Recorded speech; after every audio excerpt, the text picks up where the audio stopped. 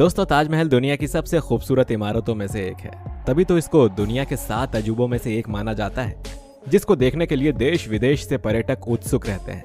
ये यूनेस्को द्वारा विश्व विरासत सूची में शामिल है और यूनेस्को के अनुसार उसकी वेबसाइट पर ताजमहल को सबसे ज्यादा सर्च किया जाता है। अब इससे ही आप अंदाजा लगा लीजिए कि पूरी दुनिया में इसकी कितनी चर्चा है।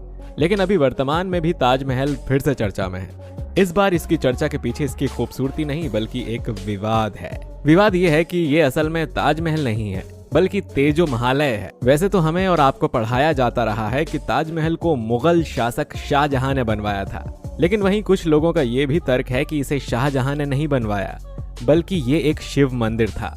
शाहजहां ने उसके ऊपर बस गुंबद बनवाया है। दोस्तों, हमारे आज के इस वीडियो में हम आपको बताएंगे कि असल में यह ताजमहल है या तेजो महालय है। अगर ये तेजो महालय है तो क्यों इतिहास के पन्नों में इससे छेड़छाड़ की गई? क्या ये सच दुनिया से छुपाया गया? इसके पीछे असली वजह क्या है? तो आप कहीं मत जाइएगा, बने रहिएगा हमारे साथ इस वीडियो में, क्योंकि ये वीडियो देखने के बाद आपको पता चल जाएगा कि सच क्या है। ताजमहल भारत के आगरा शहर में स्थित एक विश्व धरोहर मकबरा है। इसका निर्माण उस वक्त के मुगल सम्राट शाहजहां ने अपनी पत्नी मुमताज महल की याद में करवाया था, जिनका निधन शाहजहां के 14वें बच्चे के जन्म देते वक्त हो गया था। ताजमहल मुगल वास्तुकला का उत्कृष्ट नमूना है। इसकी वास्तुशैली फारसी, तुर्की, भारतीय और इस्लामिक वास्तुकला के घटकों का अनोखा मिश्रण है। सन 1983 में ताजमहल यूनेस्को विश्व धरोहर स्थल बना। इसके साथ ही इसे विश्व धरोहर में हमेशा प्रशंसा पाने वाली सबसे कम मानवीय आकृतियों में से एक बताया गया। ताजमहल को भारत की इस्लामिक वास्तुकला का रत्न भी घोषित किया गया है। साधारणतया देखे गए संगमरमर की सिल्लियों की बड़ी बड़ी परतों से ढककर बनाई गई इमारतों की तरह न बनकर इसका श्वेत गुंबद एक टाइल आकार में संगमरमर से ढका है। केंद्र में बना मकबरा अपनी वास्तु श्रेष्ठता में सौंदर्य के संयोजन का परिचय देता है। ताजमहल इमारत की संरचना की खास बात यह है कि यह पूर्णतया सममितीय है। इसका निर्माण सन 1932 में शुरू हुआ था और यह 1952 में लगभग 20 साल में पूर्ण हुआ था। उस्ताद अहमद लाहौरी को प्रायः इसका प्रधान वास्तुकार माना जाता है। यह खूबसूरत बिल्डिंग अपने दौर की सबसे बड़ी और सबसे शानदार बिल्डिंग हुआ करती थी।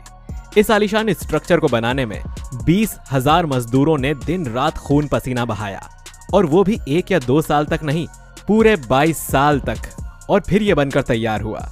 अगर आज के दौर में इसकी कीमत का अंदाजा लगाया जाए तो संगमरमर के इस अनमोल मकबरे की कीमत वर्तमान में लगभग $1 बिलियन यानी 773,000 करोड़ रुपए से भी ज्यादा महंगी होगी, क्योंकि इस बिल्डिंग में मुगल आर्किटेक्ट ने अपने हुनर की कई ऐसी निशानियां छोड़ी थीं जिसकी आज भी दुनिया के टॉप इंजीनियर्स तक तारीफ करते हैं। इस बिल्डिंग को ऐसे डिजाइन किया गया कि जब मेन गेट के पीछे से इसको देखा जाता है तो ये काफी बड़ी लगती है, लेकिन जैसे ही मेन गेट की तरफ बढ़ा जाता है तो ऑटोमेटिकली इसका साइज छोटा होता जाता है। दिमाग को चकरा देने वाली ये कोई पहेली आकृति तो नहीं थी जो मुगल आर्किटेक्चर ने इस्तेमाल की हो। इसके चारों मीनारों को बिल्कुल सीधा खड़ा नहीं किया।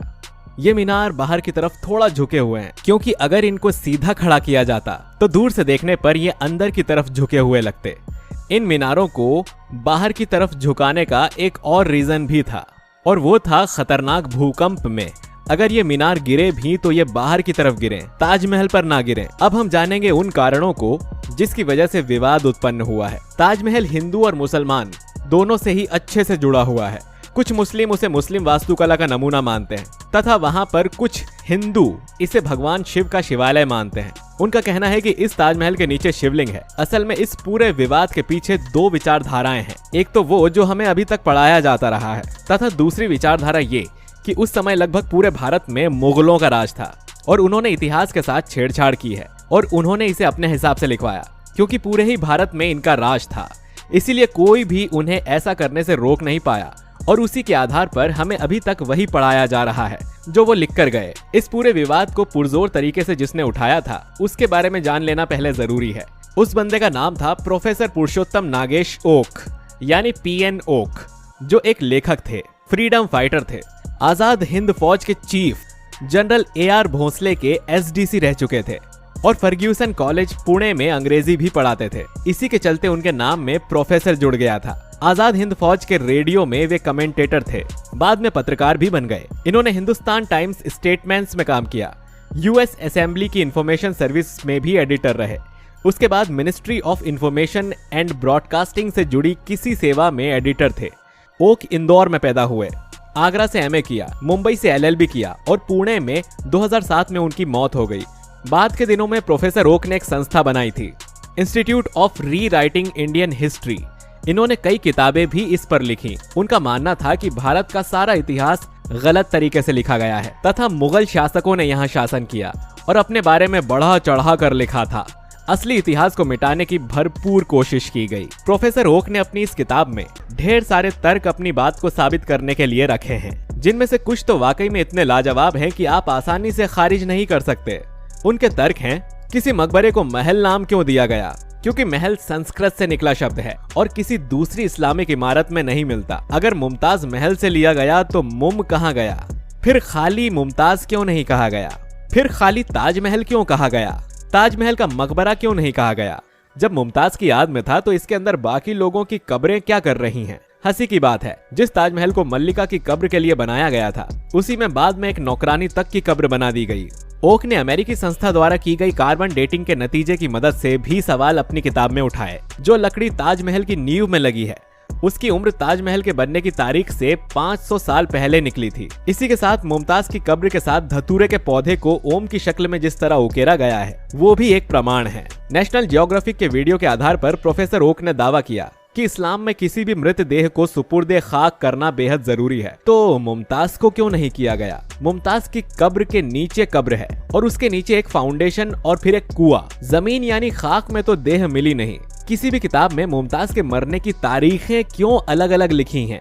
ये कहीं नहीं बताया गया कि बुरहानपुर से मुमताज की लाश को कब ताजमहल में दफनाया गया। जब विदेशी यात्री पीटर मुंडी भारत आया तो उसने बन रहे ताजमहल की इतनी तारीफ क्यों की, जबकि एक साल में तो जमीन पर शायद ही कोई ढंग से स्ट्रक्चर खड़ा हुआ होगा। पीटर मुंडी 1632 में आगरा आया था, भारत में 1634 तक रहा था। 1632 में ताजमहल बनना शुरू ही हुआ था। पीटर मुंडी अपनी किताब द ट्रेवल्स ऑफ पीटर मुंडी in Europe and Asia 1608 to 1667 में लिखते हैं, the solid gold rail around the tomb afterwards replaced by a network of marble was already completed in 1632।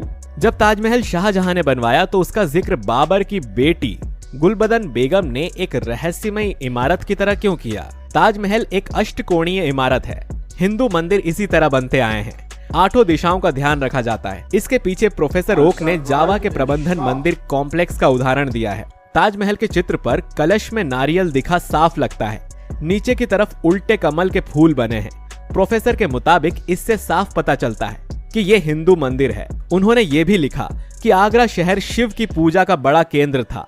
Agra के हर कोने पर एक शिव मंदिर बना हुआ है। ऐसे 5 मंदिर कैलाश, बलकेश्वर, मनकामेश्वर, राजेश्वर और पृथ्वीनाथ 5 बड़े मंदिर हैं। प्रोफेसर ओक ने अपनी किताब में दावा किया है कि कब्रों के ठीक नीचे शिवलिंग है। ओक का तो ये तक दावा है कि मुमताज अपनी कब्र में कभी दफन की ही नहीं गई। ओक का कहना है कि अगर ताजमहल वाकई में एक मकबरा था तो ये 22 कमरे नीचे और पूरे कैंपस में सैकड़ों कमरे क्यों बनाए गए? ये तो महल में बनाए जाते हैं। ये पूरा कैंपस सील क्यों किया गया है? ओक का ये तर्क भी दमदार है कि ताजमहल में छोटी सी बिल्डिंग है, नक्कार खाना यानी म्यूजिक हाउस। आखिर कब्र में सोए लोगों को म्यूजिक की क्या जरूरत थी? ये तो मंदिरों में होता है ताकि सुबह और शाम आरती या त्योहारों पर म्यूजिक बज सके।